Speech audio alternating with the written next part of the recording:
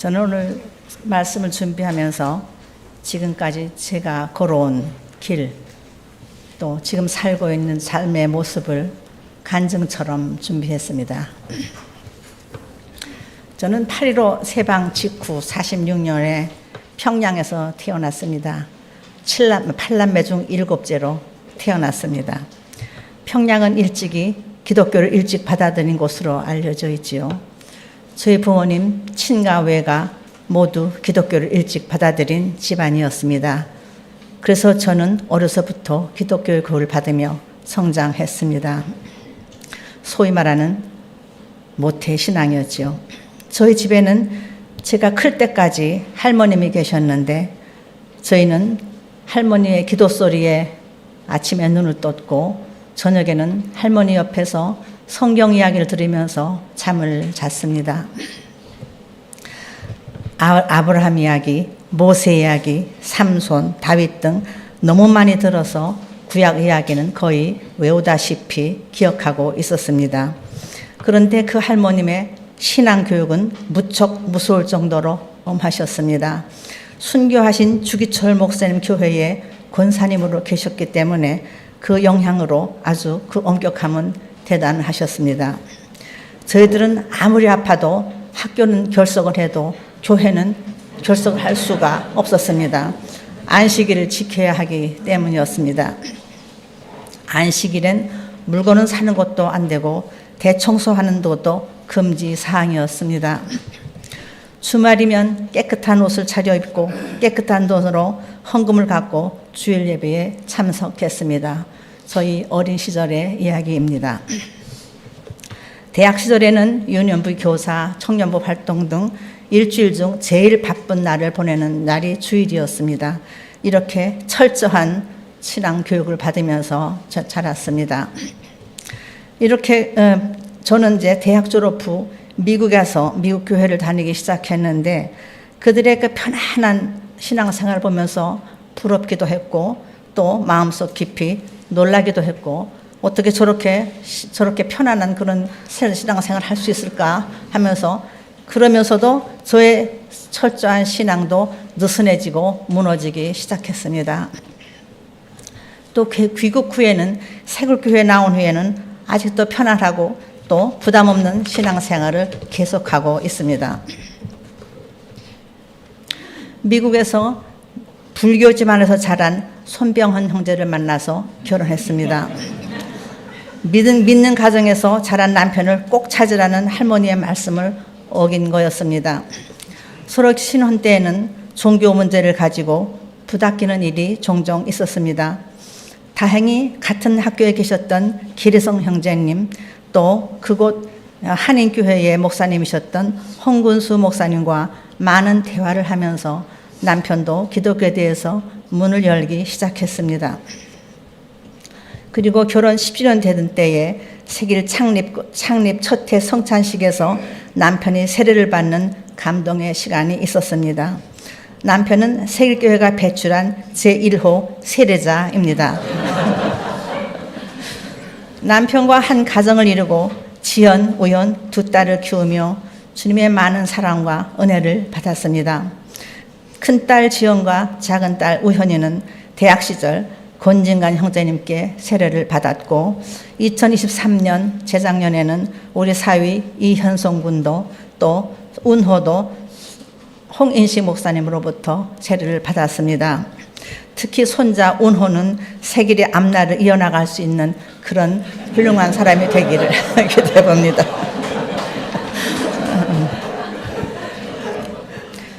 코로나가 한창이던 2020년 말 남편이 간단한 수술을 받게 되어서 입원을 했고 수술을 받았는데 그 후유증으로 깨어나지 못하고 갑자기 세상을 떠났습니다. 한마디 유언도 없이 작별 인사도 없이 훌쩍 주님의 품으로 돌아갔습니다.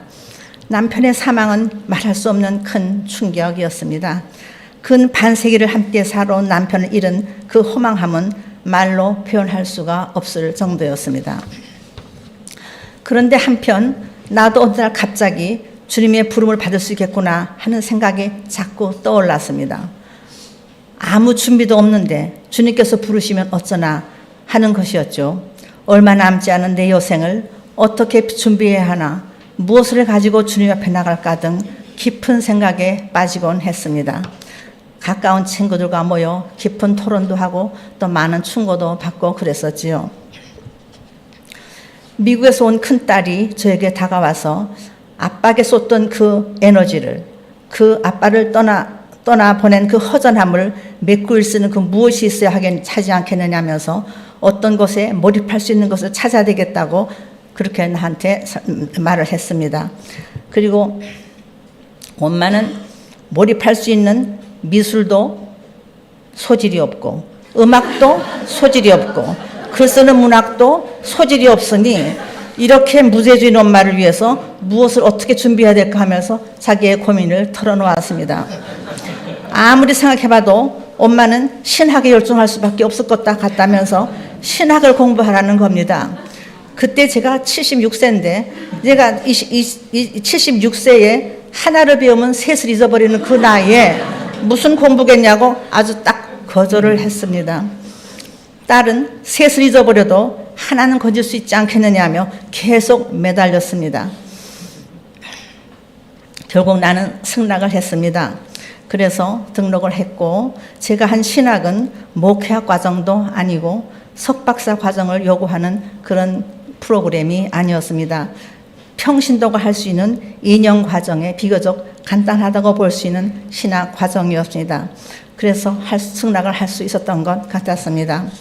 신학을 시작하면서 또 성경을 가까이 하면서 가지고 있던 여러 궁금증도 조금씩 풀리기도 했고 성서에 대한 이해에도 조금은 도움이 되지 않았나 생각이 됩니다.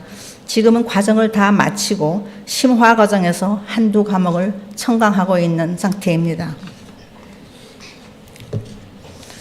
우리는 왜 성경을 읽고 신학을 공부하고 왜 우리는 성경 공부에 그렇게 매달려야 하는 걸까요?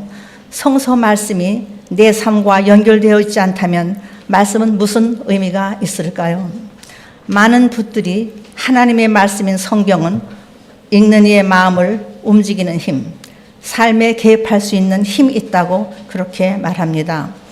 죄를 인정하고 뉘우치고 또 죄와 싸워 나아갈 수 있는 힘이 말씀에서 나온다고 합니다.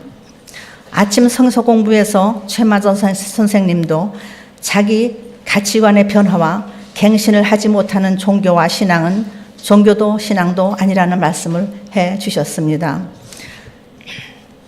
내 주위에서 주님의 말씀을 듣고 삶의 가치관이 변화되는 경우를 많이 봅니다. 가깝게 지내는 제 친구도 주님의 말씀을 음성으로 듣고 180도 변화되는 삶을 살고 있습니다. 또 제 조카도 말씀의 큰 깨달음으로 좋은 직장을 버리고 선교사의 길을 걷고 있습니다. 기독교 방송, 특히 새롭게 하소서라는 프로그램에서 주님의 말씀으로 변화되는 말씀 간증하는 예를 수없이 듣습니다. 내 삶을 돌이켜볼 때 평생 교회를 떠나본 적이 없이 살아온 나, 교회 울타리를 벗어본 적이 없는 저를 지켜보며 교회 밖에서 교회를 한 번도 다녀보지 못한 그런 사람들과 비교해 볼 때 큰 차이를 발견할 수 없음을 봅니다. 놀라운 변화가 아니더라도 조금이라도 좀 더 나아야 하지 않겠습니까? 그런데 때때로 더 못하다는 생각마저 들 때가 많습니다. 가까이는 몇 해 전에 작곡하신 시어머님을 뵐 때 그렇습니다.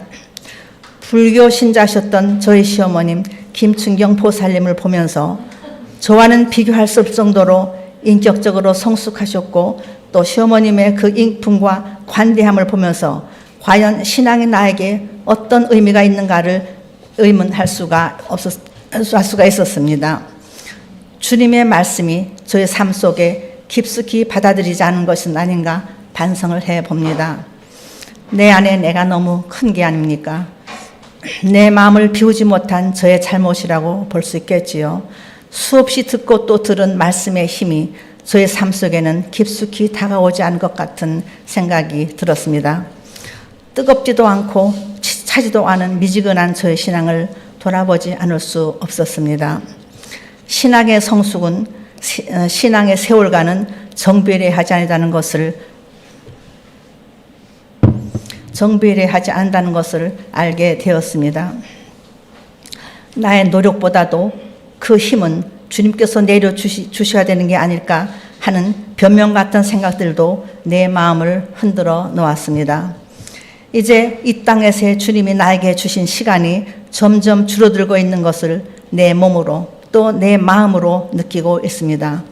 그렇다면 주님 앞에 대면하는 그날을 생각하면 설레임과 기쁜 과정이 들어야 되지 않을까요? 아직도 두려움만이 앞서 있습니다. 어느 날 기독교 방송을 보다가 제가 존경하는 목사님의 말씀을 듣게 되었습니다. 그분 말씀 중에 매일매일을 보내면서 내가 예수님과 동행한 내용을 적어보라는 말씀을 하셨습니다. 즉 오늘 하루 주님과 동행했는지 또 주님의 동행에서 벗어나는지를 적어보라는 예수 동행 일기를 추천하셨습니다. 이 말씀이 내 마음에 들어왔습니다. 나도 한번 써볼까 하는 생각이 들어왔습니다. 근데 제 평생 일기라는 것은 써본 적이 없습니다. 작심 3일로 끝날 것 같았습니다. 일기라고는 국민학교 때 방학 숙제로 썼는데 그것도 쓰기 싫은 걸 억지로 숙제니까 썼던 기억밖에 없습니다. 일기 쓰자니 자신은 없고 또 쓰고는 싶고 그 생각하다가 길게 쓰는 게 아니라 간단히 메모처럼 써나가면 그렇게 부담이 되지 않을 것 같은 생각이 들었습니다. 작년 초부터 시작했으니까 벌써 1년 반이 되었습니다. 공책을 준비해서 한 페이지를 3등분 했습니다. 그래서 첫 부분은 오늘의 감사. 오늘의 감사한 일을 메모하는 겁니다.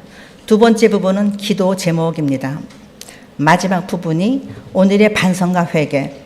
즉, 내가 뉘우친 일은 없었나? 주님께서 기뻐하신 일을 제가 한 건 아닌가를 생각하면서 쓰기 시작한 겁니다. 막상 시작해보니 하루 지날 때마다 감사드릴 일이 엄청 많았습니다. 기도의 응답을 받았을 때 가장 큰 감사를 느끼게 되었죠. 물론 감사의 은혜는 끝이 없지요. 내 삶을 되돌아볼 때 인생길을 고비고비마다 이끌어주신 주님의 은혜 한이 없습니다. 그런데 이 일기에는 일상에서 부딪히며 느껴지는 일상의 구체적인 감사만을 적기로 했습니다. 또 때때로 주님께서 함께 해주셨음을 느끼며 감사하는 마음으로 매사를 보려고 했습니다. 놀라운 사실은 기도 제목이 많아질수록 후에 감사한 일도 점점 많아진다는 것입니다. 지난 주말, 어느 주말에 쓴 감사 메모를 잠깐 읽어보겠습니다. 아침에 일어나 온몸이 아프지 않고 움직일 수 있음을 감사합니다. 말씀 증거를 준비하면서 버겁고 힘들지만 쓰고 지우기를 반복하면서 그래도 이렇게 교우들과 나눌 수 있는 기회를 주신 것을 감사합니다. 아침에 교회에 들어서면 반겨주는 형제 자매들이 있습니다. 세상 어디에 누가 그렇게 저를 반겨줍니까? 이 노인을 밝혀줄 곳은 아무도 없다고 생각했는데 이 교회는 그야말로 밝은 모습으로 저를 밝혀준 그 모습에 감사를 드립니다. 또 아름다운 성가의 찬양으로 마음을 열어주는 성가대에 감사합니다. 제가 아플 때 염려해주며 전화해주는 교우들이 있어서 행복하고 감사합니다. 환경을 위해 노력하는 BGG 활동도 아름답고 감사합니다. 어느 일요일의 기록입니다. 당연시 여기는 일, 그냥 스쳐 지나갈 일일 수 있는데 이렇게 기록을 하면서 감사를 새롭게 느끼게 됩니다. 두 번째 항목 기도 제목은 많지요. 특히 아픈 사람들을 위한 기도, 우리 가족을 위한 기도, 나라를 위한 기도, 교회를 위한 기도. 어쩌다 또 한 번씩 전 세계를 위한 평화를 위한 기도도 드립니다. 기도가 응답되었으면 감사 항목으로 올라가지요. 기도 제목은 점점 늘어나는 것 같습니다. 세 번째 반성문에서는 하루하루를 보내며 뉘우치는 일들을 적습니다. 주님께서 기뻐하지 않을 것 같은 일들이 무엇인가를 생각하면서 적어나갔습니다. 죄란 무엇일까요? 하지 말아야 할 것을 하는 것도 죄지만 해야 할 일을 하지 않는 것도 죄라고 말합니다. 야고보서 4장 17절에도 사람이 해야 할 선한 일은 무엇인지 알면서도 하지 않으면 그것은 죄입니다. 라고 써 있습니다. 하루하루를 보내면서 저녁 무렵 나의 오늘의 삶을 되돌아보는 시간을 마련한 겁니다. 주로 나의 이기적인 모습, 또 나의 생각과 반대 의견을 가진 사람을 포용하지 못했던 것, 겸손하지 못했던 일, 인내하라 하셨는데 성급했고 오래 참지 못했던 일, 작은 일에 화를 벌컥 낸 것도 또 쓰였습니다. 또 이웃을 배려하지 못한 것도 또한 그 내용의 글이 적혀져 있습니다. 매일매일 쓰지 못했지만 일주일에 2번, 3번 또 특별한 일에 기록을 했습니다. 물론 하루를 보내면서 주님 감사합니다 하며 지난 일을 지날 때가 많지요. 그런데 나서 그 감사를 쉽게 잊어버립니다. 주님 보시기에 옳지 못한 일을 했고 또 용서를 하는 일을 했음에도 얼마 지나지 않아 그 기억이 흐려지는 경우가 많이 있습니다. 이렇게 기록으로 적어 놓으니까 한 번씩 들춰보고 또 보고 하면서 내 삶을 돌이켜볼 수가 있습니다. 이때 주님께서 이렇게 동행해 주셨구나, 은혜를 주셨구나, 또 내가 이런 잘못을 했구나 하는 것을 자꾸 돌이켜보면서 기억이 새롭게 됩니다. 말씀을 준비하면서 지난날 썼던 반성물 몇 개를 읽어보겠습니다. 몇 달 전의 일입니다.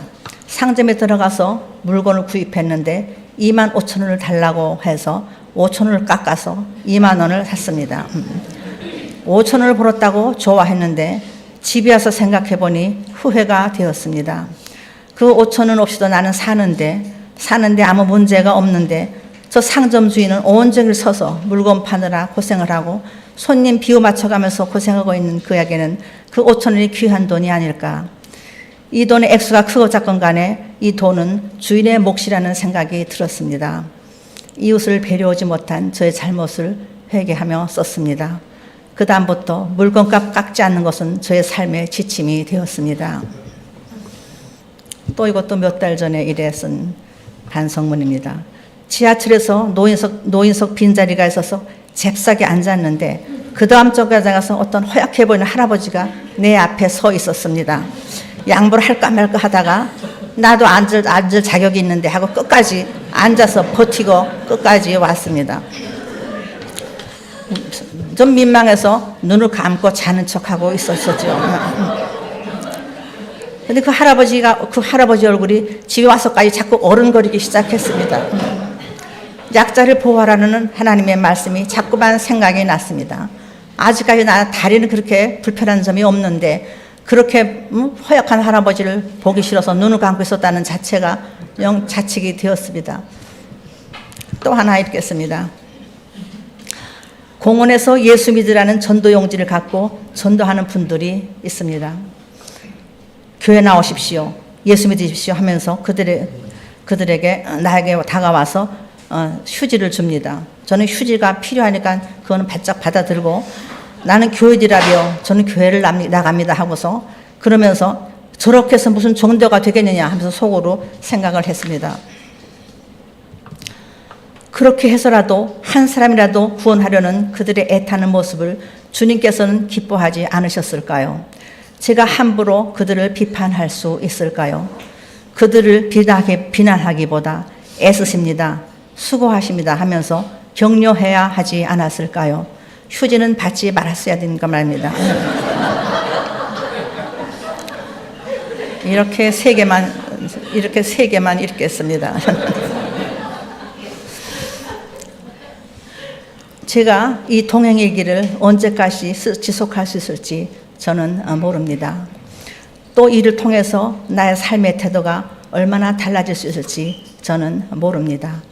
지금까지 그냥 쓰고 또 쓰고 있을 뿐입니다.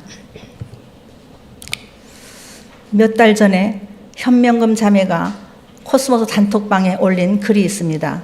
팀 켈러라는 분이 쓴 2줄의 짧은 글입니다. 읽겠습니다.